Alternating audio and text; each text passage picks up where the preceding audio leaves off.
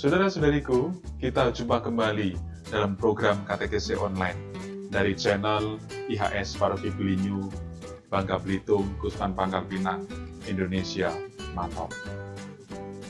Seperti dijanjikan kemarin, di bagian ketiga atau episode ketiga ini, kita akan menjawab pertanyaan, benarkah ada beberapa bentuk syahadat iman Katolik,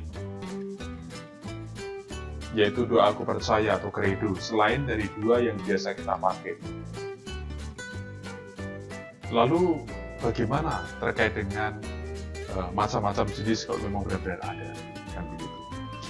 Kita langsung saja mendalami pertanyaan itu dengan jawaban praktis sederhana dan semoga ini membantu. Jadi jawabannya iya, benar banget gitu loh. Jadi sekedar informasi singkat aja ya. Memang benar ada beberapa rumusan syahadat iman atau doa aku percaya atau credo dalam gereja Katolik. Ya, di antaranya yang sudah kita kenal, yang sudah familiar banget, kan? Syahadat iman rasuli, yang juga kita sebut sebagai syahadat pendek ya, puji syukur nomor 1. Nah, kemudian juga ada syahadat iman Nikea Konstantinopel atau syahadat panjang, puji syukur nomor 2, halaman 2 nomor 2. Maaf. Nah, lalu selanjutnya ada juga syahadat iman seperti syahadat iman atau credo Chalcedon, credo Damasus, credo Athanasius, credo Gregorius ke-13, credo Sirmium pertama, lalu credo Reims, ada credo Lateran ke-4, credo Lyon ke-2, credo Trente, credo Urbanus ke-8. Nah, bingung ya? Tidak usah bingung, karena memang begitu, gitu kan. Nah, tetapi dari sekian banyak pengakuan iman atau rumusan credo itu, saudara-saudariku, ada 4 di antaranya, 1, 2, 3, 4 rumusan, otoritas rumusan iman yang diakui oleh gereja Katolik. Apa itu?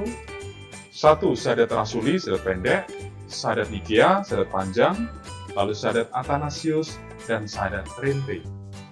Nah, kalau kedua syahadat pertama itu sudah biasa, familiar, sering kita pakai, katakanlah seperti itu. Mari sekarang kita mengenal lebih dekat 2 rumusan syahadat atau pengakuan iman yang belum cukup familiar, yaitu credo Athanasius dan credo Trente. Yang pertama, credo Athanasius. Rumusan pengakuan iman ini diterima oleh gereja Katolik, juga oleh gereja Anglikan dan sebagian besar denominasi Protestan.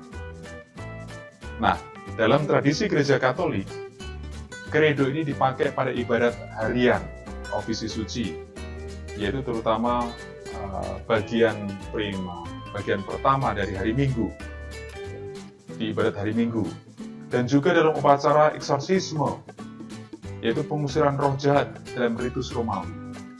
Nah, credo ini secara mendalam ingin menjelaskan ajaran atau doktrin Trinitas dan Inkarnasi. Nah, credo Athanasius ini dimulai dengan kalimat begini, kurang lebih, kalau saya tidak salah. Siapapun yang diselamatkan, dia harus berpegang teguh pada iman Katolik. Siapa yang tidak memelihara iman keseluruhan secara utuh, tidak pelak lagi akan binasa selamanya. Oh, kan? Lalu dilanjutkan dengan ucapan, inilah iman Katolik.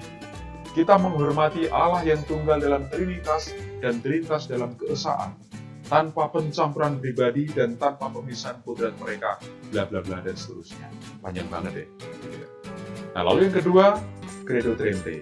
Ini berawal pada tahun 1563 ketika sidang ke-25 dalam Konsili Trente tahun 1546 sampai 1563. Waktu itu ada usulan atau saran kepada Paus agar disusun suatu pernyataan iman yang cukup dan juga mencakup, maksud saya, ajaran khas gereja Katolik yang ditolak oleh umat Protestan, oleh orang-orang Protestan. Tujuannya supaya ada garis batas yang tegas antara iman Katolik dengan ajaran Protestan. Bahkan di tahun 1877, Paus Pius ke-9, kalau saya tidak salah, menambahkan di bagian akhir begini, pengakuan tentang keprimatan dan ketidakdapatsesatan atau infalibilitas Paus.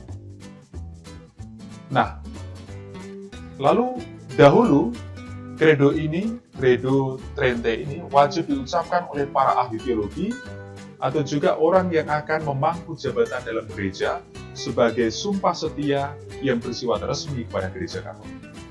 Nah, termasuk di dalamnya ya semua imam Katolik dan semua pengajar di seminari tinggi, kolose, dan universitas Katolik. Selain itu juga, walaupun tanpa anjuran tegas, Credo ini juga wajib diucapkan oleh orang Kristen bukan Katolik, biasanya orang Protestan, yang akan diterima dalam persekutuan penuh dengan gereja Katolik. Tetapi sekarang, Credo ini sangat jarang digunakan, karena sejak 1 Maret 1989, kalau tidak keliru, itu sudah digantikan dengan pernyataan iman dan sumpah kepercayaan untuk memangku jabatan atas nama gereja. Nah, jadi itu saja saudara-saudariku di episode yang ketiga ini, bagian ketiga ini penjelasan tentang syahadat iman. Untuk episode keempat nanti, kita akan berbicara tentang pengakuan iman akan Allah yang esa, Allah yang satu. Dan bagaimana kita mengenal pribadi Allah itu sebagai pribadi yang dekat dalam kehidupan kita. Jadi, jangan tinggalkan channel IHS Paroki Belinyu, Bangka Belitung, Indonesia Mantap, dengan mengikuti program-program katekese tentang pokok ajaran iman Gereja Katolik. Sampai jumpa di waktu berikutnya. Ciao!